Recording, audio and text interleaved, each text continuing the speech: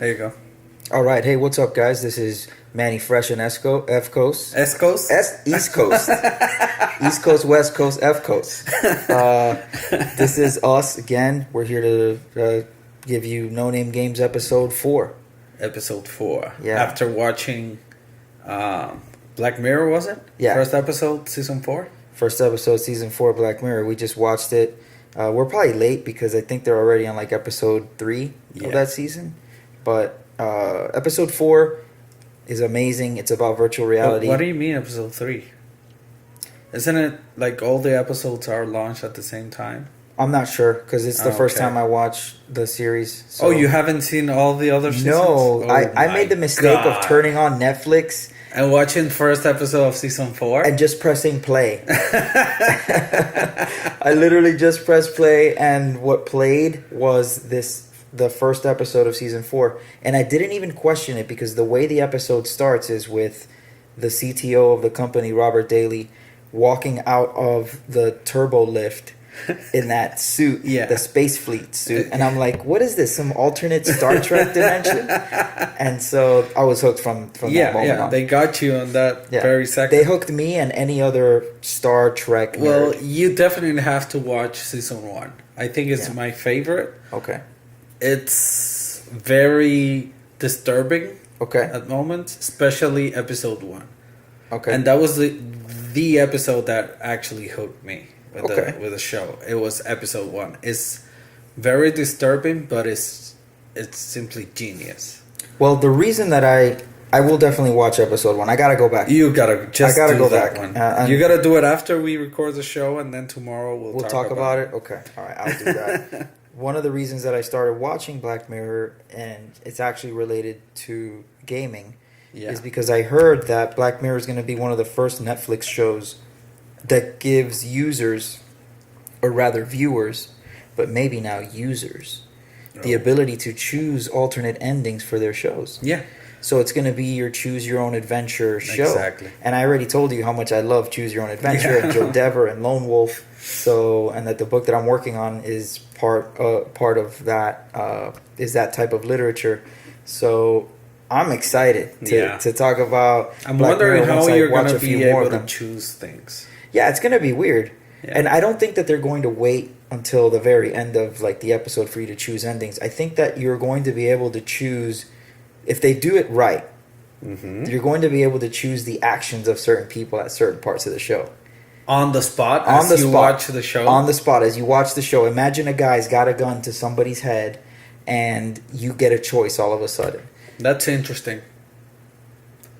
I'm wondering if we will definitely get an update on the app, the Netflix app. Yeah, it'll tell us. It should tell us. But so that's what we just did. So we're all hyped up about virtual reality right now. And I think our next show, I think when we go to episode 5, we're going to talk about virtual reality the whole time. We can do that. And by then I will have already, because I'm probably going to pick up a Vive or an Oculus this week. Oh, really? Some point. Yeah, I think I'm going to do it. I'm going to pull the trigger just because I want to use Tilt Brush and I want to play with certain things. Did you see what I posted on Instagram? I did. That was so cool. So sick. It was so cool. If you guys haven't seen Efcos' Instagram, go ahead and follow him. At Efcos. At Efcos, EFCOS. Yeah. The latest thing that he posted was pretty cool. But yeah, getting into the visuals, right? Getting into what things look like.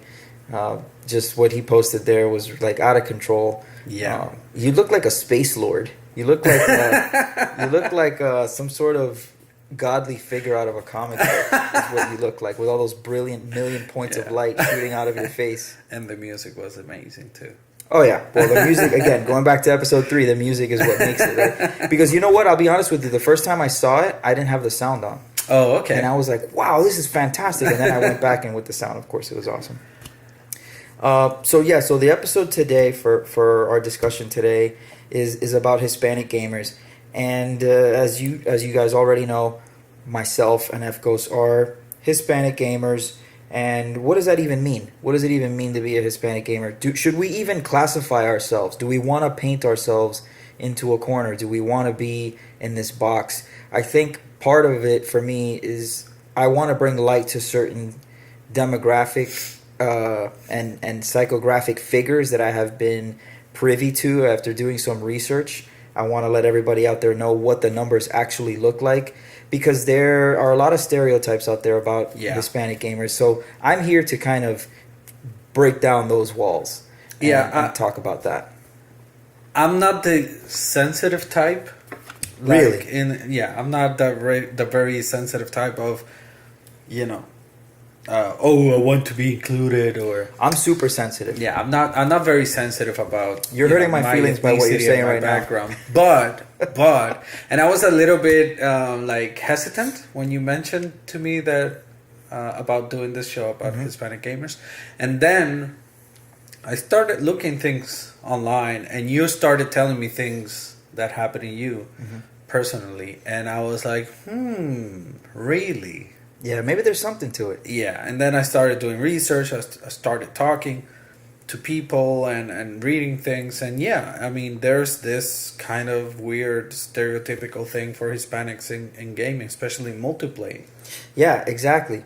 And not just in multiplayer. So say you don't play multiplayer. I want to get to multiplayer. Which I really don't. Yeah, you don't play a lot of multiplayer. So the actual part of the lack of Hispanicity in gaming actually happens in games that are not multiplayer. So if you go back to games like Vice City or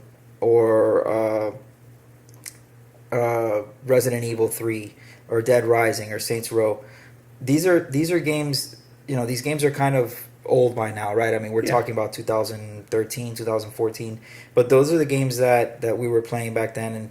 And when I was looking at these studies, I noticed that there was a common theme. And believe it or not, what made me start to think about this wasn't a game.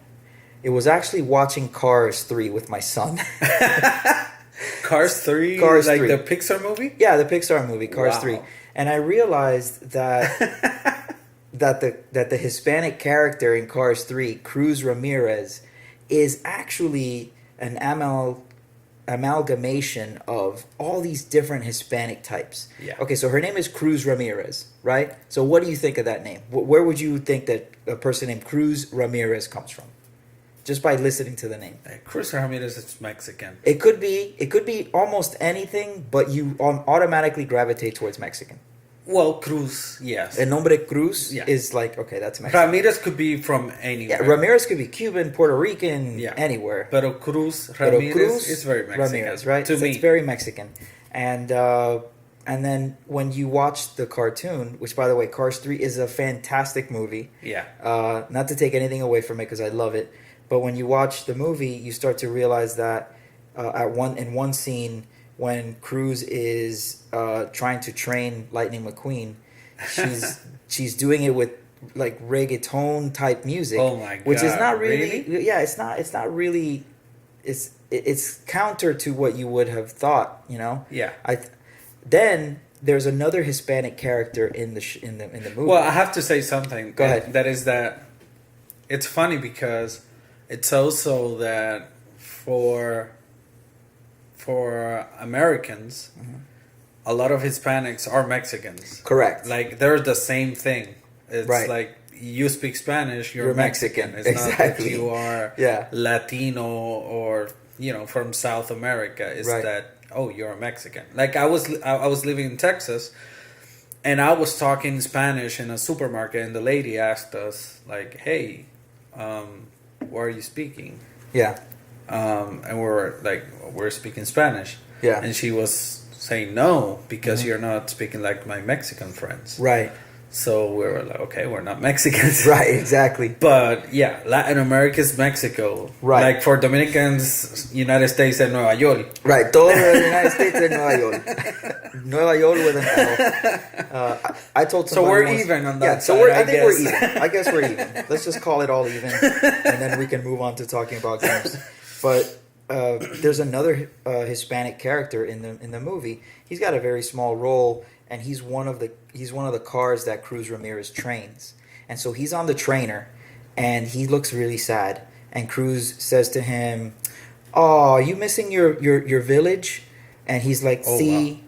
The village? Yeah, his village. And he's like, "See, And then she goes, okay. And then she flashes an image in front of him on the monitor of his village in, it's got to be Mexico, because then he goes, Santa Cecilia, mi pueblo, and he gets excited again, and she's like, win for them, you know. So it's like, that was it. But his pueblo village is not, it's town. Well, Santa Cecilia, mi pueblo, like, you know. Well, yeah, that's what, but that's where I'm going. The use of the word village. It is. It's like a little bit. It's a little. It's like village. Like it's the pueblo. Like we're Indians. Yeah, we live in the pueblo. El pueblo. Yeah. So I started thinking about that when I watched the movie, and I thought, you know, Cruz Ramirez, such a great character, kind of dynamic in that sense, where, you know, the name is Mexican, but she kind of embodies a lot of different things about Hispanics. She? Yeah, I feel like she's a she. Yeah, she's totally a she. Cruz Ramirez? Yeah, Cruz Ramirez is totally a she. In the movie. Okay. La Cruz, yeah, makes sense. Yeah. So the movie's great. Recommend it to anybody that hasn't seen Cars 3. I haven't seen it, so thank you. Check it out. And then, you know, thinking about that movie, I started thinking about how underrepresented Hispanic gamers are. It's not something that I've never thought of before. It just reminded me of it.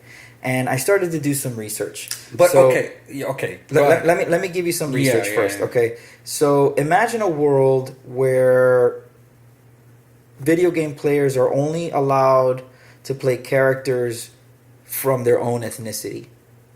Mm-hmm. We Latinos would not be able to play because we don't have any characters. Yeah, we don't have any characters. And I thought about this also in comic books. How many Hispanic heroes do you know of? How many Hispanic comic book heroes are there? Okay. Can you name one? No, I can't. I know, isn't it hard? But why? I know I'm putting you on the spot. But why should there be Hispanic characters? There shouldn't. Maybe there shouldn't be. Maybe there's no purpose for them or no reason for them. Like if I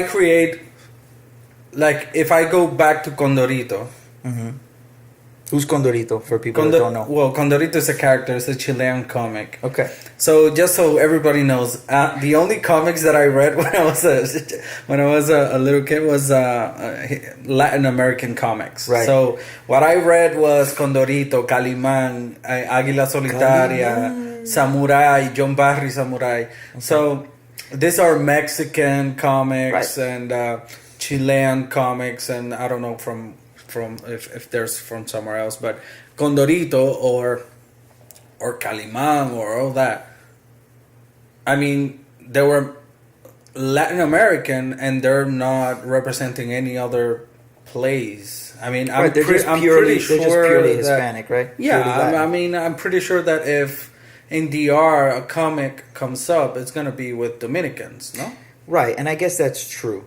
And the people that created Marvel, Stan Lee, Jack Kirby, they created heroes the same way that we would create heroes in probably our own image, right? And it's natural for a creator to do that. I want to create something that I understand, even, you know, it's unfair that you asked me to, it's because totally I know nothing about comics. I mean, I know what comes out in the movies. Sure. Yeah. I put you on the spot. Yeah. When you asked me, I was thinking about movies, like right, which one is.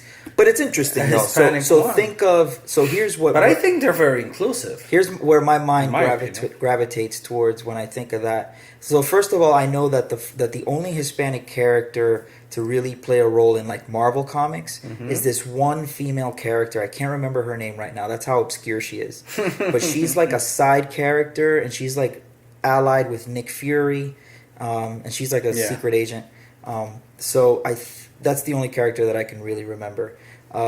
When I think of comics today in the movies, I think, unfortunately, she's not a Dominican character, but I think of Zoe Saldana's Gamora. Yeah. You know, and that's my Hispanic superhero. Yeah, but she's still alien. I know. Talking about inclusive,ness. I know. We're including even aliens. Exactly. So I don't think it's fair. So maybe to your point, it's not fair to say, oh, you know, there are no Hispanic superheroes. Well, I mean, I that's a given, and I agree with that. There's no Hispanic superheroes I can think of. that doesn't necessarily mean there was an intention of not including. I mean, it doesn't necessarily mean we hate Hispanics. We're not going to create Hispanic Right. I think that's the point we're trying to make, is that nobody did this intentionally. It wasn't malicious on anyone's part. Would it be nice to have a Hispanic superhero that will go out the city and say, "Oyeron todo, coño," but that would be awesome. Yeah, but a superhero that that has like merengue power or something, that would be very stereotypical. It would be so stereotypical. People might get pissed. So here's what happens: you get people what they want. Tambora power, merengue power, plátano power.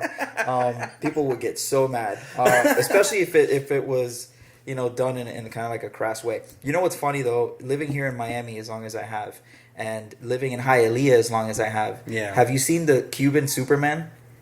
No. You've never seen the image of the Cuban Superman? Okay, so you're gonna have to look that one up online.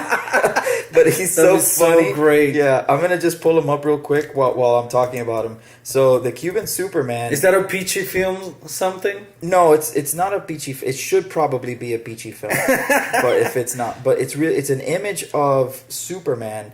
And here he is. Let's celebrate the Superman. A Superman. Defender of Hialeah. That's so awesome. He's got a gold chain. Yeah, of course. A white tank top. And his, he's got a 5 o'clock shadow. The cap is a Cuban flag. The cape is the Cuban flag. Yeah. And his pants are ripped and he's got chancletas on. Oh my God, that's so Tell me that's not awesome. Yeah. So that's great. So to bring everything full circle, we do have a Hispanic superhero. His name is Superman, and he's the defender of Hialeah. Now, if I go back to video games and try to think of Hispanics in video games, well, I can't think of this video game that I saw a long time ago. I don't even know the name of the game, but it was like a fighting game, like Street Fighter game, and we're talking about Super NES times, right? Maybe a little later, but there was a scenario that was in Dominican Republic, and when we chose that, it was a jungle with monkeys and shit. No way! And I was like, what is going on here? Where is that jungle? Yeah, exactly. I want to go. I would love to. I want to see monkeys. There's no monkeys. There's no monkeys in DR. So I don't know where they found that, but yeah. But going back to that, I think it's a good segue here. So if you wanted to pick a game character that was Hispanic, you could choose between Victor Gonzalez, one of the main thugs of Los Carnales, right? Mm-hmm. You could choose Carlos Oliveira, a mercenary from South America. And maybe those aren't the attractive examples of the average 3% of video game characters that are recognized as Latino. 3% of all characters. Okay? And by the main characters. Right. Of that 3%, less than 5% are actually playable. Yeah, exactly. So it's even lower. And that's actually a study that was done called the Virtual Census Representations of Gender, Race, and Age in Video Games. So if anybody's interested in looking at that study. But one question. But here are the characters that are identified as Latino. Miguel Caballero Rojo from Tekken 6. Okay. Yeah, I remember. Victor Rodriguez from Saints Row. Isabella Keys from Dead Rising. Ricardo Velasquez from Killzone. Remember Killzone? Yeah. And Carlos Oliveira from Resident Evil 3. That's where I pulled Carlos from. And so that's what that's what the research shows. And then just a couple other research nuggets. According to Simmons, which is a company that we use every day at work too, Latinos are 32% more likely than non-Latinos to consider video games their main source of entertainment. And then on top of that, Latinos are 54% more likely to buy a video game the day it's released than non-Latino gamers. Isn't that interesting though? It is. That there's no representation and we are still we're over-indexing buying games, and we're we have the most consumption in the short term. Yeah, than any other demographic. That's interesting. It is. I think so too. Now, as a creator, because I know you write stories and how do you create your characters? So I like to when I put a character into a story. It depends on the type of story that I'm writing, but usually what I do is I like to understand a few things about my character before I start writing about them. Exactly. So I like to understand what their flaws are, what motivates them, So as a creator, I think it's because I put myself in the shoes of a creator, right? Right. And we are both creators. We create shit all the time. So at the moment, I'm writing a story. I actually wrote a movie, right? And by the way, if you listen, if you hear a little dog barking, it's because we are in a different setting today. We are at Mannyfresh's home, and the dog is outside. So, Gandalf the Grey. His name is Gandalf the Grey. He's outside, and he's gonna bark at everyone that's outside that he sees. So, pero eso no importa. Eso no importa. He also wants to contribute to the podcast. He's giving his opinion. Yeah. What I was saying is we're both creators. We do things, and you're writing stories. And I'm actually writing a story now, and I wrote a story. I remember when I wrote a movie I was hired to write.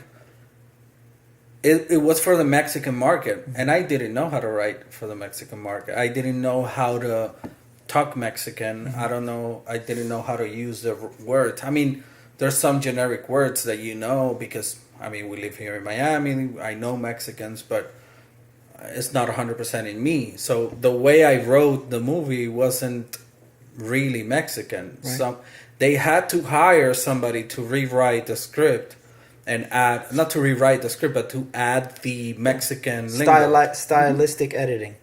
And now I'm writing my own story because I was hired to write this story. It was somebody else's story. It was the director's story. Right. I just made the dialogue and told the story in the script.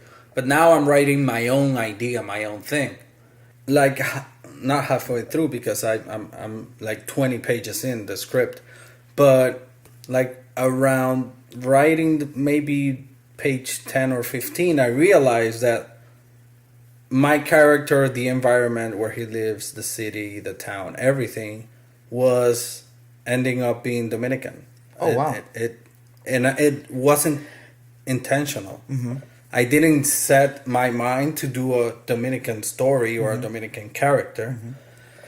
But when it came to writing and to making the dialogues and how they talk and how they behave and it's around drugs and shit in the story, I ended up in DR. Wow. So yeah, you didn't do it purposely. It wasn't something purpose. So putting myself in the shoes of a creator. Don't feel bad because I've created like 5 Dominican wizards. Que tiran mangú. What? Yeah, and salami. They throw mofongo, mangú with salami, cebolla.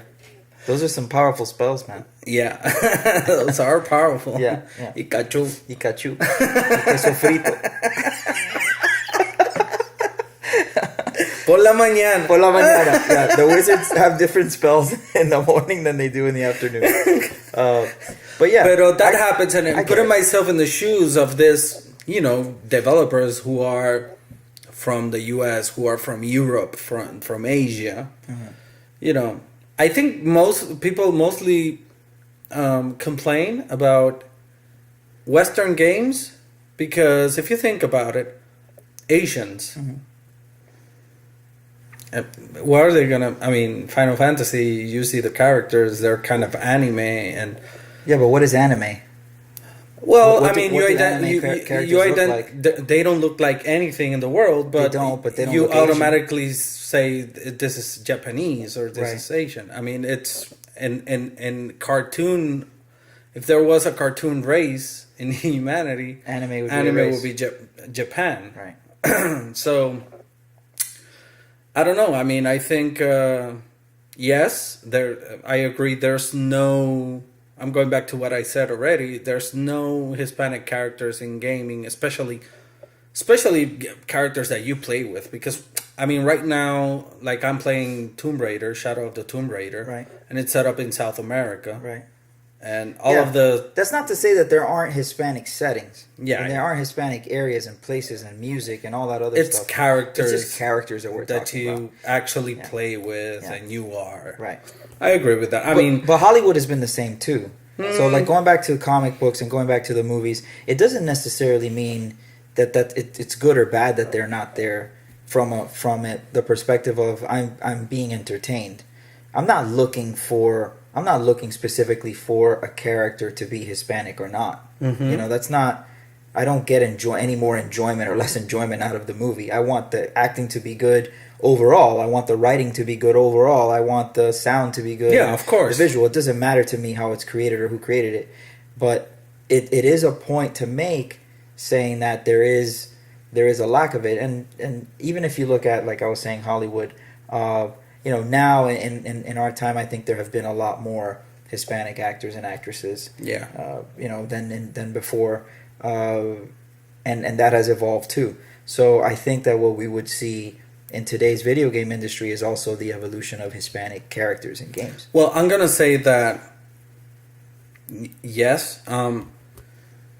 Again, if I go back to, it depends on who's creating the story or who's creating the characters and all that. I think that has to do more than something intentional. And I mean, I think it's unfair for a developer or writer or creative person just to create a Hispanic character just to say that let me be inclusive. Yeah. I mean, well, if I go to Mexico and watch a Mexican movie, they're going to be Mexicans all over the place. Right. And there's a lot of Argentinians in Mexico. I mean, I would think that in Mexico there's a lot of people from other places. Right. In DR, there's a lot of Venezuelans now. There's a lot of Argentinians. I mean, I met Argentinians in DR when I used to live there. Dominican movies are Dominicans. Right. So I think that happens here. This is a way more diverse country. Market economy, yes. And everything, yes. But again, I mean, I think it has to do with who's creating the game. And going to that, have you ever sat down through the credits of a video game? Only a few times. There's a lot of Hispanic names. Well, yeah, so we were going to get to that. So just because there are Hispanic characters, there are many, many, many, many, many good Hispanic writers, artists, illustrators. Yeah. And for comic books, I can't even, there's so many good illustrators. So my question is, why isn't that being reflected in the games? In the games or in the characters?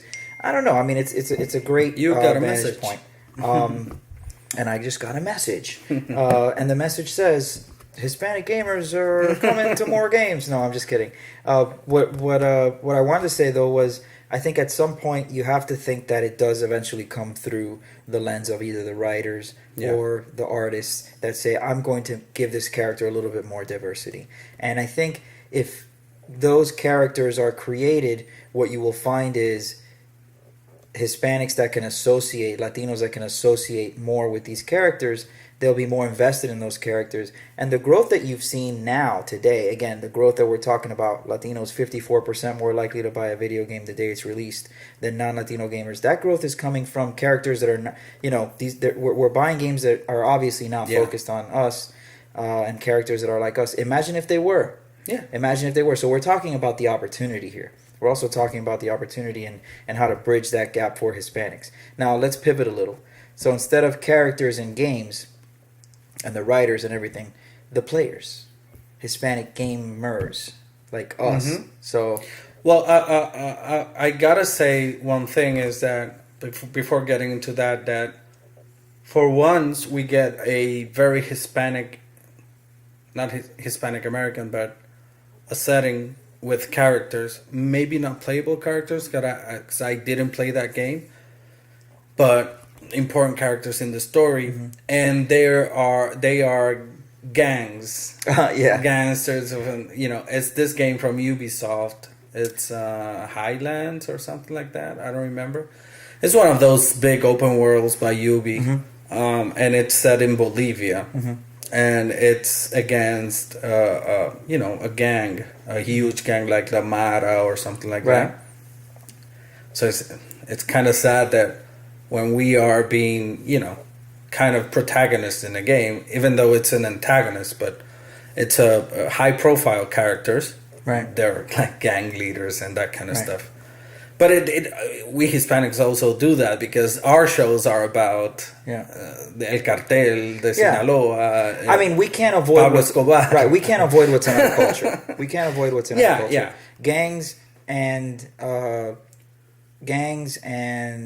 the mob, the mafia, all that stuff is in our culture. But it's also in every other culture. Yeah. It's not something unique to us. It's just that it just happens to come through. One of the greatest movies in history is The Godfather. Right, of course, and that's about the Italian mob. So and actually those games, that movie is probably what spawned a lot of the archetypes for all the games that we've played afterwards that are mob related games like Vice City and Grand Theft Auto. And they all have little storylines. Yeah, they have little homages and plays to those massive characters like Don Corleone. So yeah, I mean, I think that's actually really interesting. But then when you start to talk about Hispanic gamers as a community that plays games, look around the world and you see right away here in the United States is moving forward into eSports now, I think faster than ever before. I think that at some point this culture started to realize that this wasn't a fad, that it wasn't going away. Other countries had already realized that and are way ahead of us in terms of esports, like Japan, like China, like Korea, like Sweden, like Switzerland, like Norway, like Russia. I mean, there's so many countries out there that support esports and support gaming, and support gamers, that it's really, it's really sad that I think that we're just now starting to catch up. Look at Overwatch League. Look at Overwatch League. Who is in Overwatch League? Who plays for the Florida Mayhem? Do you know who plays for the Florida Mayhem? I have no clue. Okay. Well, I'll tell you what. It ain't anybody from Hialeah. It's nobody from. I don't even know how many people are actually from Florida that play in the Florida Mayhem. If you look at their roster, you've got Apply, you've got Saya Player, you've got Awesome Guy. These guys are all Korean. You got Kevin Lindstrom. I think Kevin is from Norway. None of these guys are actually Floridians. So isn't that weird? Like, how do we have a team of people from Florida that aren't from Florida? Well, I mean, in the Miami Heat, are all the team members from Florida? No, Miami? They're not. They're not. But I mean, that's, and I get that. You know, you want the best players representing your hometown, right? But the Miami Heat's different. They play here. You know what I mean? It isn't a virtual arena. So you go to see them here. You buy a ticket and you're there. You go buy, you take part of the experience. This is esports. So unless you're going to Buffalo Wild Wings to go watch them with your friends, you're still really only watching the team that's calling themselves Florida. But how do they represent this community? They don't. We should start a team. I'm totally starting a team right now. We talked about this kind of things way before when we met. Yeah, we did. And it was one of the things that I was passionate about. And I told you that I would have loved to have started a league of gamers that represented Florida or that represented South Florida, because there are a lot of great gamers here. And just a lot of great Hispanic gamers, but even outside of Hispanic gamers, there's just a lot of great gamers here. We are over-indexing in buying games. Right. I would imagine that there's a lot of good players, no? Yeah, and I've met a lot of them. You know, with World of Warcraft, I've met a lot of players. Yeah. It's funny because the guild that I was in, that we were semi-hardcore, when I went to BlizzCon, we met up, and believe it or not, I was the only Hispanic. Oh, really? In my guild. And what's the kind of perception of WoW gamers? Is there any particular that happened to you while gaming because, they knew you were Hispanic? Was there any attack on that, on you being Hispanic, or? I don't think from my guild there was, but I think within the MMO community, maybe the WoW community at that point, maybe not for Hispanic gamers, because Hispanic gamers could come from any part of the United States. If you're in the United States, I think you were okay as far as like not being stereotyped against. Now, if you were a Brazilian player, it was hard for you, because I remember many times zoning into a dungeon and listening to a Brazilian player or watching a Brazilian player type something in Portuguese in the chat, and the rest of the group is like, let's kick this guy. Oh my God. And I think that it's just this initial hesitation to want to play and bridge the gap, because number one, you already know that you don't speak the language that this person speaks. If they're speaking Brazilian to you, Portuguese to you, you're going to type back in English, and there's already going to be a communications issue. Well, I mean, you guys have to be in communication all the time to know what your guys are going to be doing. Right. Like maybe if your leader assumes that this person only speaks Portuguese, he's not going to understand. Right, unless he knows what he's doing, and we just assume that he knows what he's doing, he or she. So it was hard, and I'll tell you, it was hard for a lot of Brazilian players, and I felt bad because when I would give them a chance, totally, I had nothing against any kind of player, and I would play with everybody. They were really good, they're just as good as anybody else, and it's unfair that they didn't really get a chance to, I think, show how good they were. But let me ask you this: how many top WoW guilds are Brazilian? Not many. How many top WoW guilds have Brazilian players in them? I'm sure there are some, but think of Midwinter, think of Vodka, I think of Method. Do they have Brazilian players? They are full of Eastern European players. Yeah. And American. It's like a mix. Mm-hmm. Well, I mean, there's also a thing that, I'm trying to be neutral and objective here, but there's also a kind of a support in this country and certain countries in Eastern Europe or especially in the Far East, where, this is a career. This is it's a career path. This is something that you might get the support of your parents and society. Yeah. I don't think that will happen in Latin America and Brazil, not even here, still in the US, everywhere.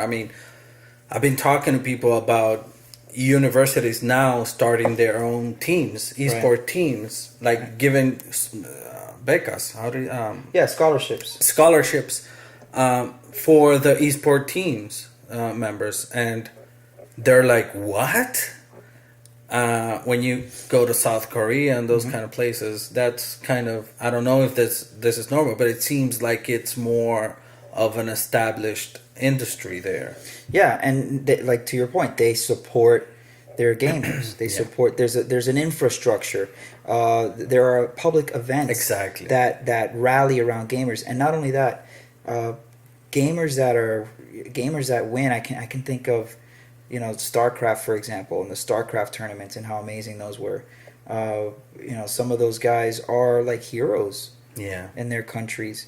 I would love for us to say, sit here 5 years from now, 10 years from now and say, man, we now have Dominican gaming heroes, Cuban gaming heroes. So cool. Obviously, it's harder for Cubans, right, that live in Cuba to game, but the Cubans that have come here, that represent Cuba, and say, I'm Cuban and I'm a gamer, and I think that there's something to be said about that, and it's a market that, again, it's an opportunity, I think, for us to support them. I'm gonna say that Hispanics are the most the proudest people playing video games, because I don't play a lot online, but I can identify the Hispanics right away. Like, an American will have a nickname that's Killer Man or Happy For You or something like that. A Dominican has Manny DR, or 809, something like that. The Puerto Ricans always have PR, or have a Coqui, or have or have a 787, their area code, or their flags.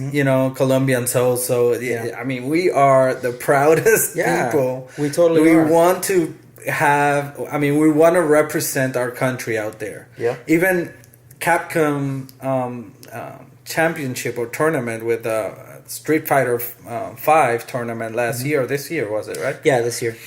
There was a Dominican who won the cup. Right. So let's talk a little bit about that then. Hispanic Heritage. So who are the known Hispanic championship gamers? Who are they?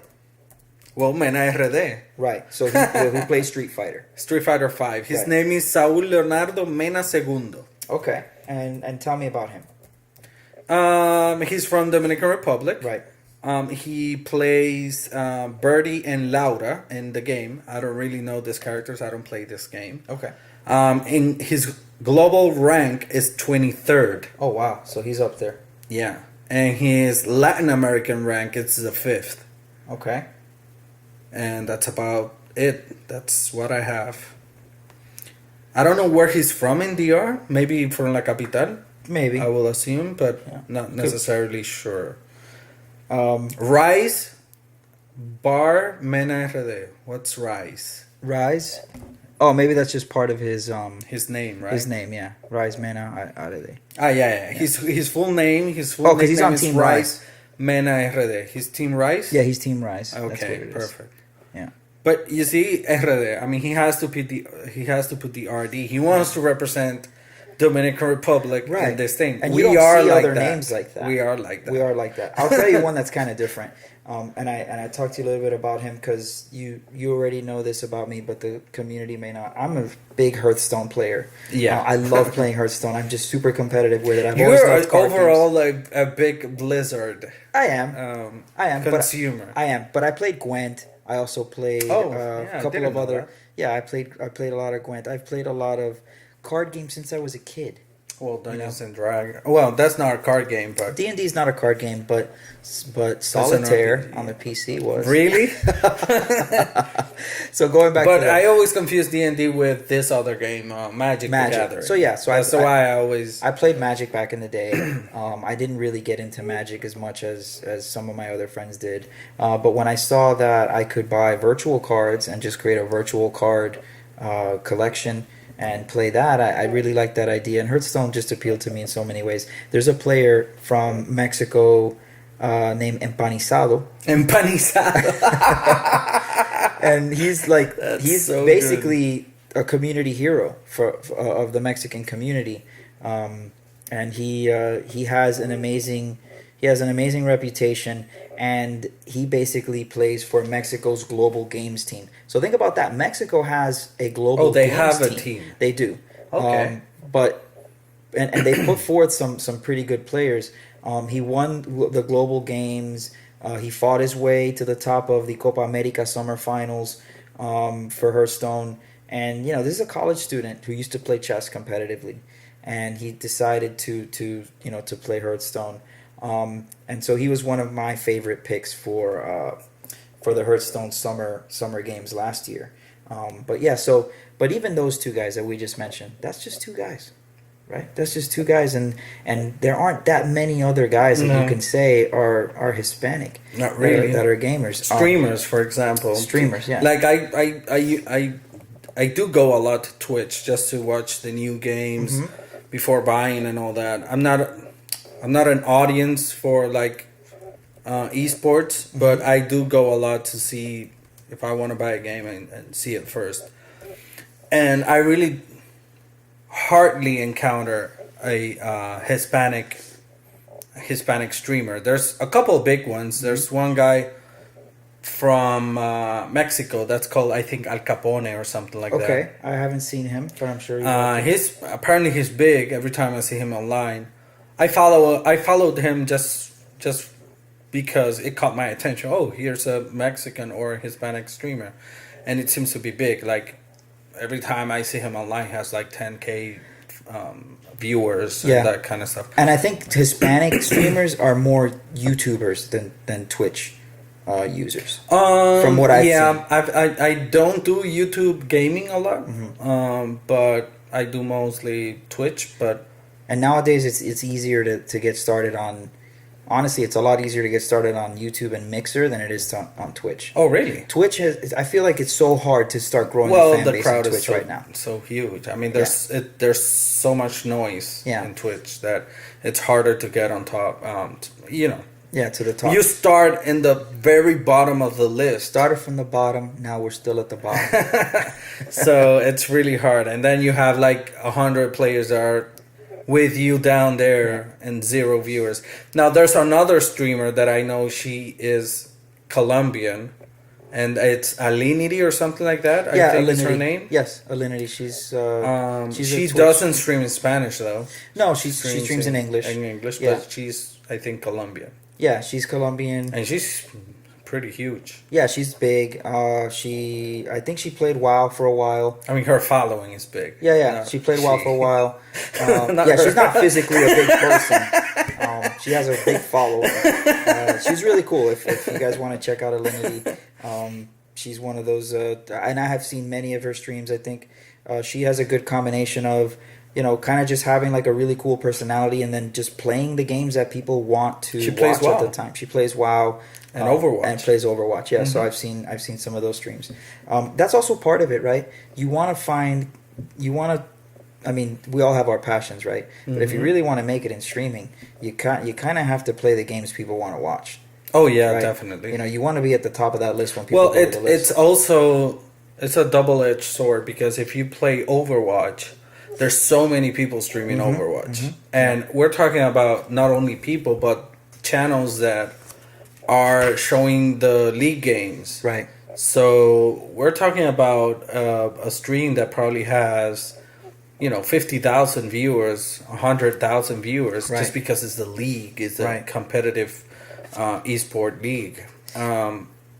So it's harder. It's like streaming Fortnite. Like everybody wants to stream Fortnite. Yes, of course, it's a game that's on top of mind of everybody and the most popular game in the gaming world right now. But if you're gonna stream Fortnite, good luck with that, because there's so many users. Oh, I know, it's too much right now. You'll be a small fish in a massive pond.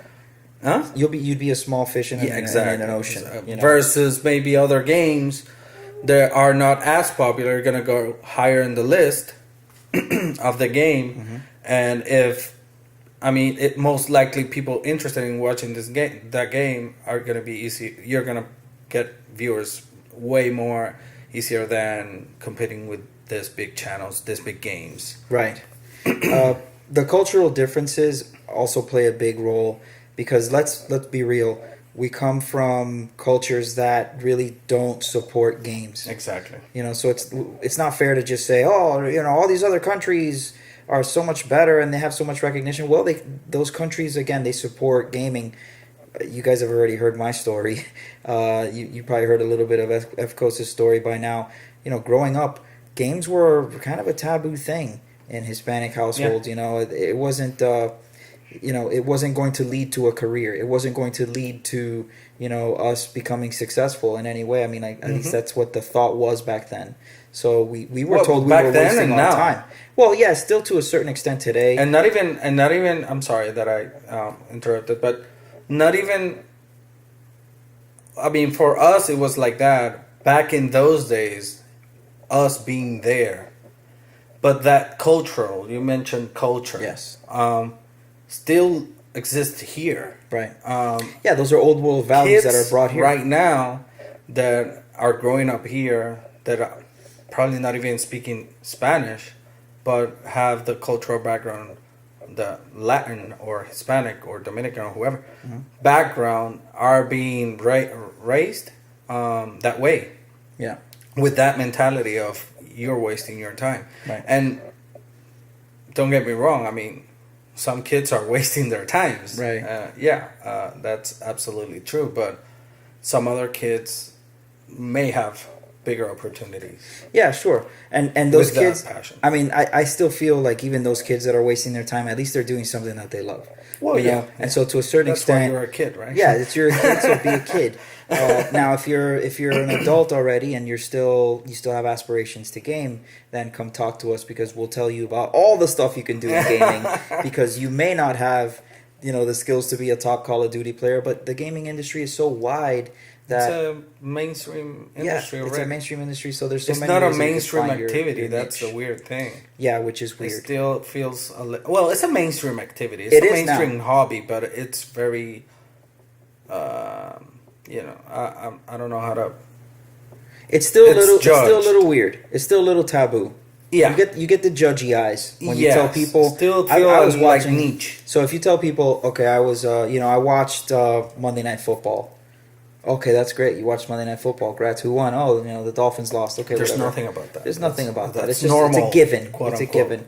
You know what? I spent Sunday watching Overwatch League. Mm-hmm. What were you watching? I was watching other people play video games. Why you spend your time watching other? Yeah, it's really, really cool. Like, you get to learn all these different ways on how to not just you play better, but it's entertaining to see the skill level. Mm-hmm. The same amount of awe-inspiring greatness that you see in, a quarterback throwing a perfect pass to a receiver and him catching it in the end zone, and it's just so magical. I feel that same experience. I'm amazed when I watch somebody play Widow at a professional level, and they can zoom snipe somebody, from 100 yards away, jumping off of a cliff. Yeah.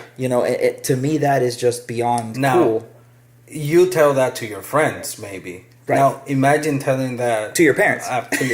My mom, to your Dominican mom. No, forget it. ¿Qué carajo? ¿Qué muchacho el diablo? ¿Qué es lo que está haciendo? Que viendo muñequito ahí. Yeah, she wouldn't. Jugando a lo Nintendo. I mean, today I could explain it to her, and she might be like, "Okay, I get how that's difficult." My mom would never. But she'll still say, but she might still think that it's just that it's just me being me. Me loving games. An interesting thing that we pulled from HispanicGamers.com: Hispanics expressed more interest in watching others play video games compared to non-Hispanics. That's interesting. There's another nugget there. It's more taboo, and we are the bigger audience. But we're the biggest audience, and we're also the fastest growing audience. Hispanics are nearly twice as likely to buy and wear video game branded apparel. Would you say? Would you dare to say we watch more streams or that kind of gaming content, if you will, because we can't always have the games.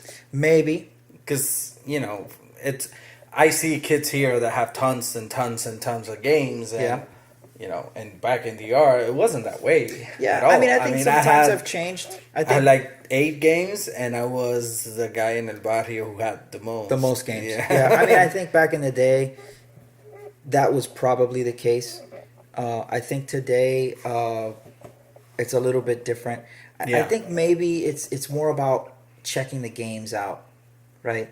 Because maybe you don't have the game, but maybe you're interested in buying it, and maybe you only have X amount of disposable income to buy something like that, and so you want to really find out if you like the game. So you start watching streams. Definitely, you start watching streams. I'd rather watch a stream than watch a game review.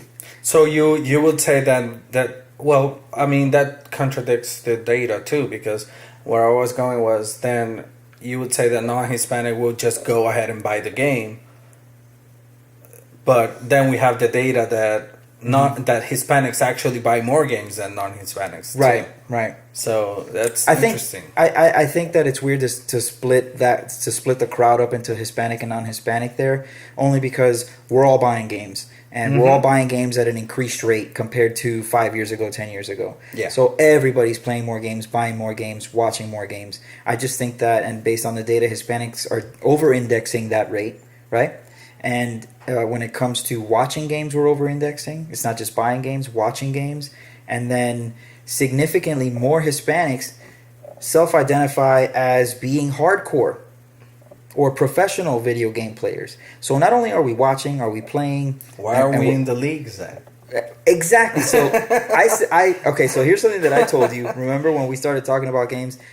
I considered myself at one point a hardcore gamer. You still are. I don't know. Not even close. Not even close. Not even close. Maybe my mentality is, but the proof is in the pudding, right? The proof is in putting the hours in to get better and to be a champion. Like that mentality of being the best. That is very interesting because I can, if I'm more of a consumer of content about games more than an actual guy who plays. Like I would sit down and play 2 hours. Yeah. Not every day. I would play like 2-3 times a week, and play just for 2 hours, and I'm done, and I have my fix. Right. But then consuming videos, consuming content, reading stuff, I do a lot of stuff that's about gaming. Okay. Like I get magazines, I watch videos online, I watch all the reviews, right. I watch streams. So it's interesting that you say that because I do consume a lot of media that's about gaming. Mm-hmm. Even more than the amount that I play the games, actually. Mm-hmm. And where are you playing most of your games? I play most of I'm gonna say PlayStation. PlayStation right now. Yeah, I recently got the PC and I'm playing on PC, but I'm still more of a PlayStation player.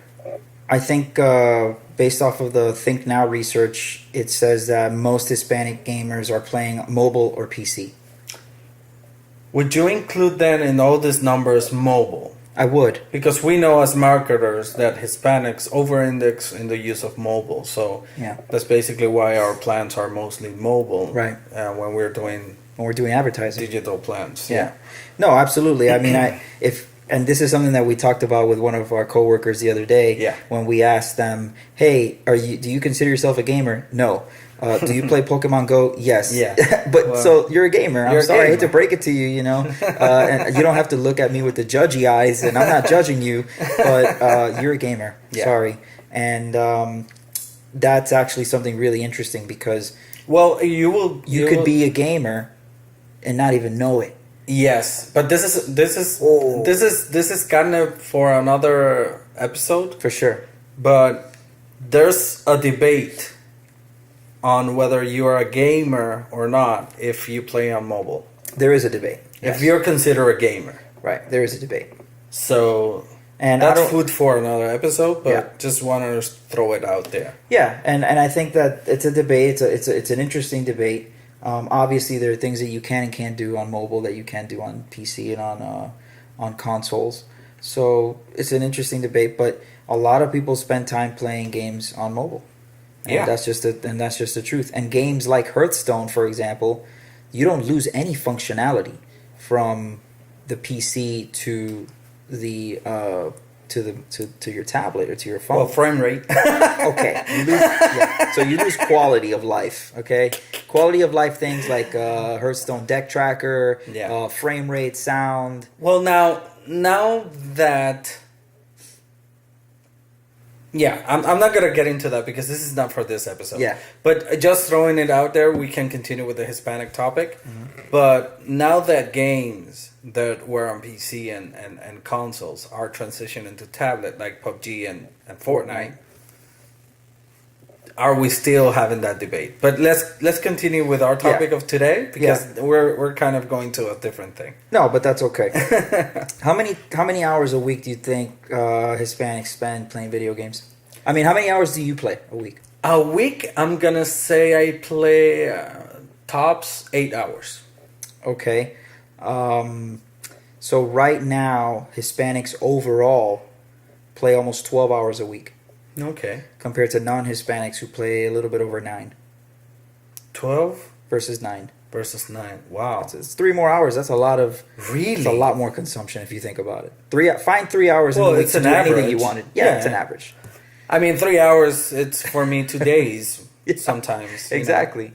For me, it's a week sometimes. Yeah, exactly. And that's mostly between ages 18 to 34 that is actually driving that average up. So back to your point, it is an average 18 to 34 Hispanics, 14 plus hours a week. Okay? And then Hispanics 35 to 64 still over-index non-Hispanics.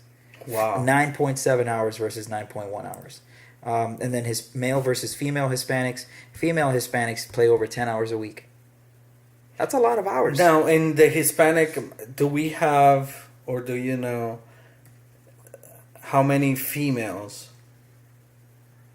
Hispanic players there is?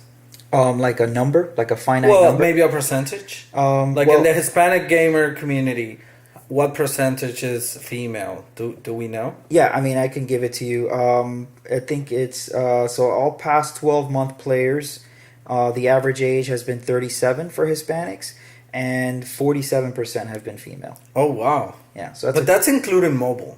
That's everything.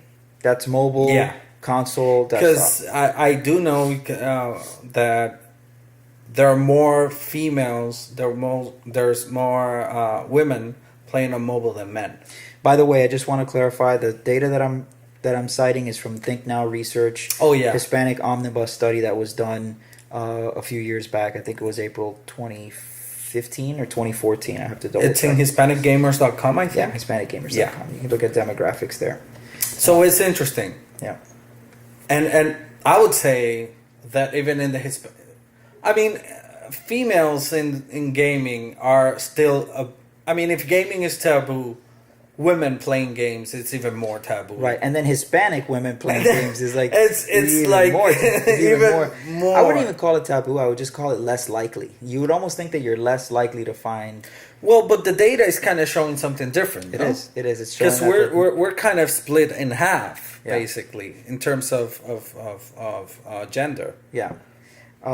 Proportion of time spent playing by themselves and with others. I think you said it earlier. Hispanics tend to play more with others. So when you're off... We're more social. We're more social. So it's also in advertising. Yeah. Yeah, well, that's true too. We always have to create content that's showing us as Hispanics that being very social, because that's how we find the content relatable. Right, exactly. But look at this statistic compared to non-Hispanics. Hispanics are twice as likely to play online with strangers. Are more likely? Yeah, we're 30. So it's 30% online with people you don't know versus 16% non-Hispanic. Wow, that's twice as likely to play with online strangers, and I think that that's fascinating because maybe we are yearning. Some of it is. We want to find another Dominican out there. We want to find another, some otro tigre to play with, And I think not me. I really hate playing with people. Well, yeah, but you say that, but at the same time, you have a lot of fun. I've watched you play FIFA. I've watched you play. We played WoW together. We played Diablo together, and I know you were having fun. I know you were. So well, I'm very. Yeah. I know you prefer. This is food for another. It is for another episode. But I know you prefer the. Well, the thing is the intensity in people. I'm not competitive while playing. Yeah. So for me, yes, the other day I was playing with Ivan, FIFA. Right.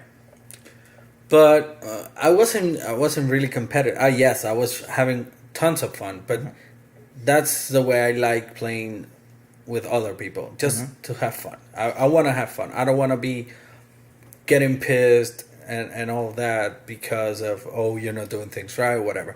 Now, the other thing is that I was playing FIFA and I was my own team against Ivan's team. So I wasn't really playing with him. I was playing against him. Right. So when I'm playing with people and I'm in the mode of let's have fun and other people are in the mode of pro-ness and competitiveness. I'm going to beat you. Yeah, not gonna beat me. Like we're in the same team. Like in Destiny, we're a fire team. Right. And then everybody else gets pissed because you're not doing things right. Fuck you. Blah blah blah.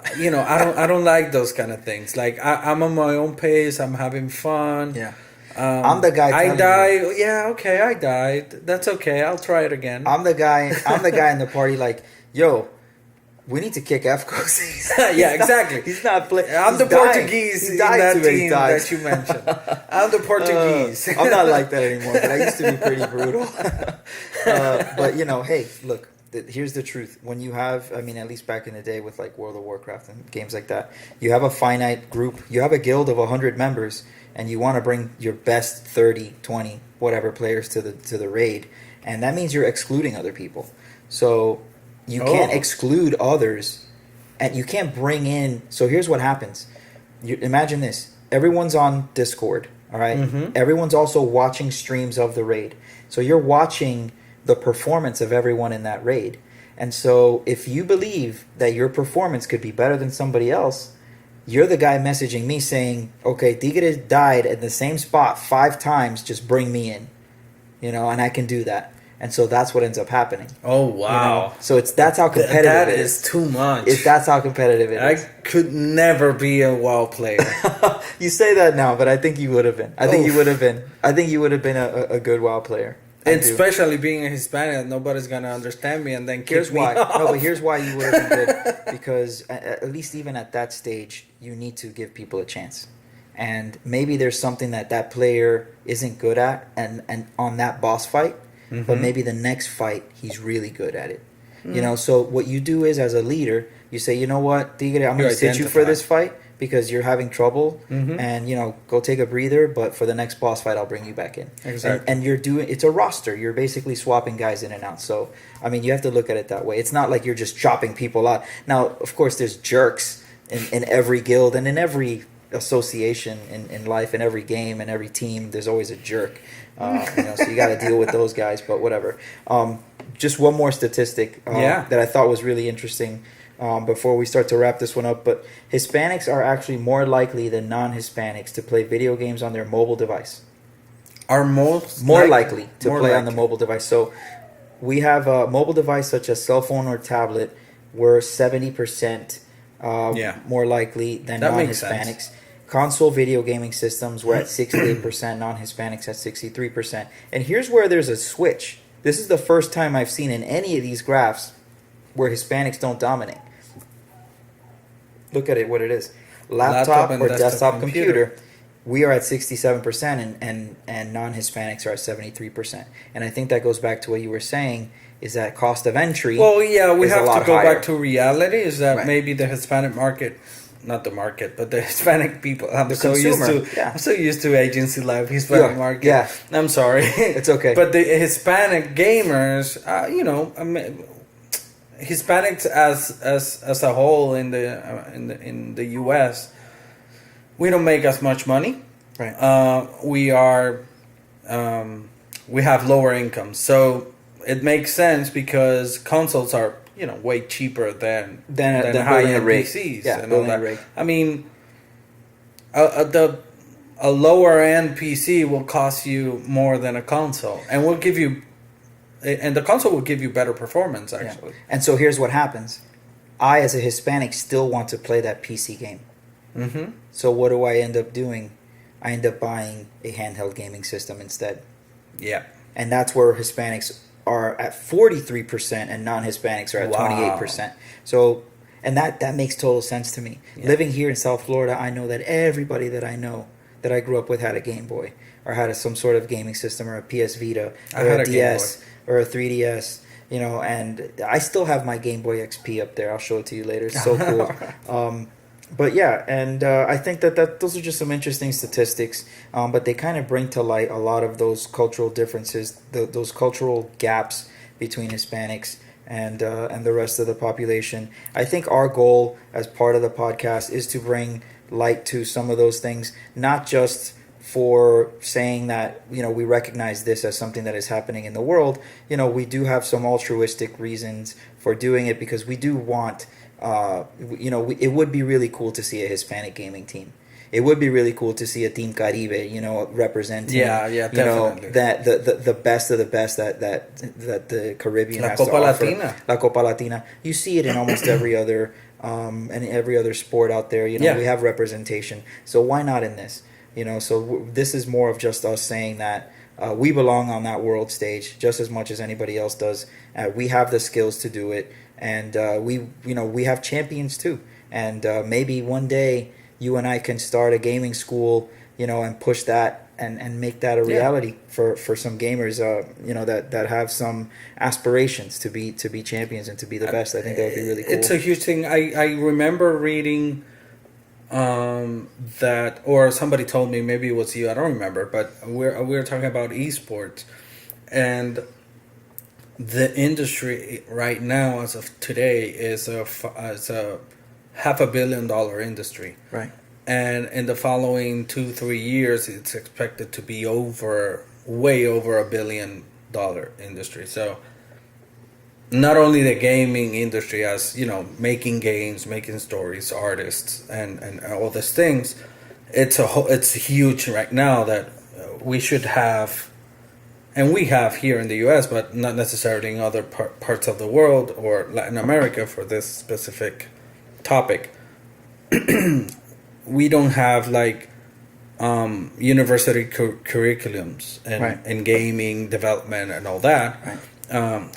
So I think it's time for us to have it, not only because of that. And then we also have eSports that it's growing at a really fast pace. Yeah. It's becoming something less of a taboo every single day, and and the entire world is participating. Well, not the entire world, but most of the developed world is participating already, and even countries like Brazil is there. Mexico is there. Where's Canada? Where's the Caribbean? Yeah, one of my favorite Hearthstone players is Purple from Canada. He's not Hispanic, but I mean, there aren't too many Canadian players either. Yeah. So I'm glad that he's at least representing that part of the world. Exactly. Where are our nicknames or teams with 809, 707, PR in, or Pata con pisao. Col Tostón, Colombia. Stuff like that. Where are they? Yeah. We want them in the leagues. We want a league that's Plátano Power. Yeah, it would be really cool. And this countries, all Hispanic countries can do it. I think it's just growing up to being able to do it. And here in the U.S., where are all the Hispanic? I mean, this data shows that we are the biggest, the growing segment playing games. Yep. Where are they? Where are they? Yeah, where are they? Where are we playing? Where are the leagues? Yeah. Where's the South Florida Hispanic League or New York, Puerto Rican Gaming League or whatever. We need to find out because doesn't necessarily have to be something pro or to go to Korea. No, but these little groups, let's start from there. Yeah, I think that's a good place to start. Or in schools, Yeah. I mean, you have universities now that are supporting gaming. You have universities that have, for example, speaking of Hearthstone, there are a couple of universities out there. I think Texas Tech is one of them that supports or has a scholarship for student athletes for gaming, for eSports. And a lot of schools are starting to do that. And I think that's a great sign that maybe in the future we will start to see Hispanic gamers come up through the university system. That got in by virtue of being good at a game, and the same way that people get into school playing chess and being good at chess. You can be good at. And just to be clear, I mean, I wouldn't support, and this is a conversation we had before even the podcast. Mm-hmm. I wouldn't be. I'm not saying here let's put together a team or a group or a thing only for Hispanics, only about Hispanics, only Spanish, only Mexicans, or only... No. I think that defeats the purpose. I would like to go to University of Florida and look at their team and see that they have a Hispanic name there in the team. Yeah. It's a team of 5, and there's American kids, and there are also Hispanic kids. Right. I mean, not to say American, but non-Hispanic kids and Hispanic kids, or it's integrate, and we see there's a lot of Hispanic American gamers, but we don't see their names in these teams and what's going on. Yeah, I think the future will be interesting. For Dominicans, we have a huge overrepresentation of baseball players in the major leagues. Yeah. So when you look at sports, there are a lot of Dominican baseball players because Dominicans grow up with a baseball glove on their hand. Glove? El palo de coba y vitilla. And that's it. You go outside. Y batiendo vitilla y jugando plaquita. And that's it. And we're out there and we're doing it. And in the future, it's going to be, kids growing up today with a handheld gaming console. Yeah. And, I think we'll see a big change in the future. But so that's going to be how we wrap up the episode this week. We want to thank you guys for joining us. Next podcast, episode 5, is we're gonna focus on virtual reality. So we may have a guest speaker for that. Somebody that has been playing some VR for some time. I will have already experienced some VR by then. I'm gonna try to get Efcos to put on one of these headsets and jump around in one of these virtual spaces. Don't let me fall. I promise you, I won't let you fall too many times. And so I wanna also add happy Hispanic Heritage Month. Yeah. That's actually why we're making this episode. Absolutely. We never mentioned it, but that's actually why the idea of making this episode is because here in the U.S. it's Hispanic Heritage Month. Happy Hispanic Heritage Month. Happy Hispanic Heritage Month. See you later. Talk to you later. Talk to you later. Bye. Bye.